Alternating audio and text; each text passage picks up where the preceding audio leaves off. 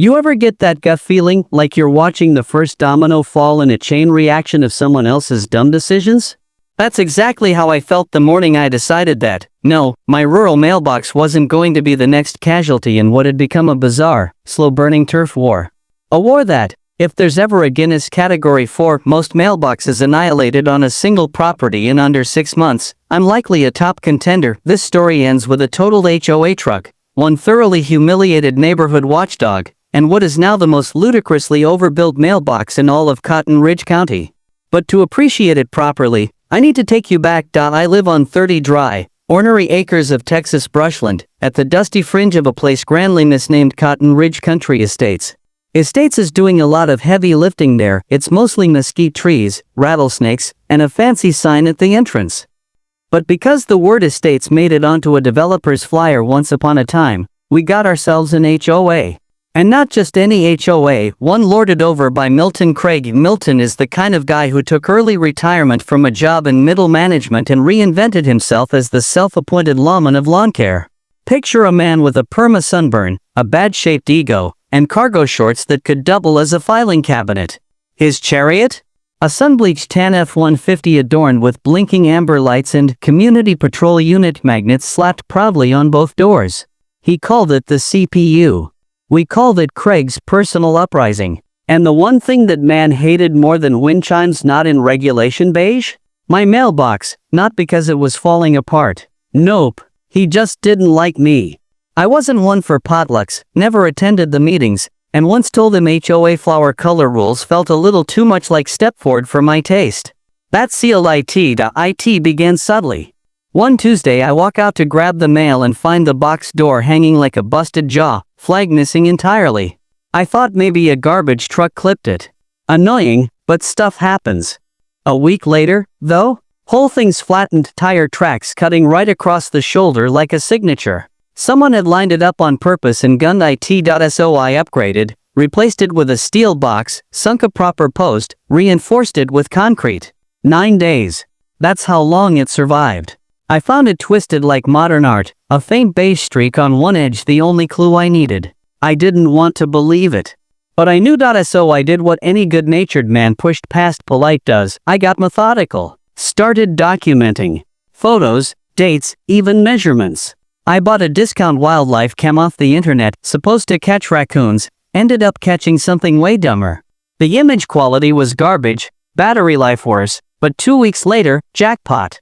Footage of Milton's truck drifting suspiciously toward where my mailbox once stood, then casually continuing on. Didn't capture the impact, but it told the story. So I took it straight to him. Found him berating a poor neighbor about the allowable hues of her patio chairs. I held up my phone and said, "Milton, we need to talk about my mailbox."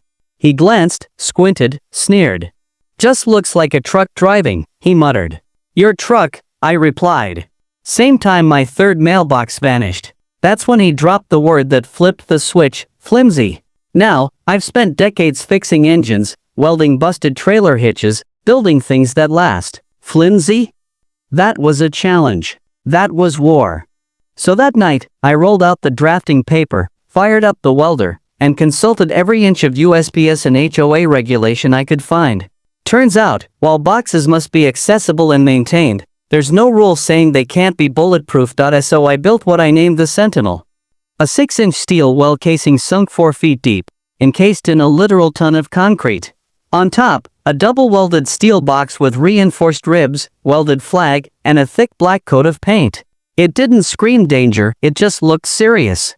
My neighbor Jack, a retired long-haul trucker with opinions on everything, watched me install it. "That ain't a mailbox," he said. "That's a damn war memorial." He wasn't wrong. For 10 blissful days, peace. Milton's truck cruised past more cautiously than usual. He slowed. He stared. Then, Tuesday morning, while I just so happened to be weeding near the driveway, pure coincidence, of course, it happened. His truck veered off as usual, right toward the box. Only this time, clang. Not a crunch. Not a scrape. A deep, resonant metallic clang. His F-150 crumpled like a soda can. Steam. Deploying airbag. And the Sentinel? Didn't even flinch.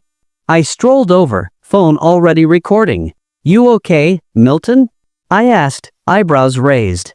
"Looks like you hit my mailbox." He looked like a man doing long division with a migraine. "That's a weapon," he spat. I stayed cool. USPS compliant. Same location. Just better built. By now, half the street had gathered. Jack was practically vibrating with joy. Deputy Monroe rolled up, measured everything, watched the footage, and after a minute, turned to Milton and said, "Sir, this looks like a single vehicle accident. That mailbox is legal." Milton got a reckless driving ticket. On the spot. In front of everyone. But that wasn't the end. I wasn't finished. I mailed a neat little packet to the entire HOA board, photos, footage, timeline, even a letter from my cousin, a real deal attorney, explaining exactly how ugly a lawsuit would look if they tried to come after me for Milton's truck. Milton, naturally, tried spinning the narrative. Said I'd set a trap. Called it neighborhood sabotage. But the board? They were over him. Turns out I wasn't the only one tired of his amber light antics. They pulled his patrol duties. Denied his repair claim. At the next election, Milton didn't even bother running. Word is he sold the truck, magnets, and all. Haven't seen those flashing lights since. And my mailbox? Still there. People slow down to gawk. Some snap photos. The mail carrier gives it a friendly little tap each time she visits.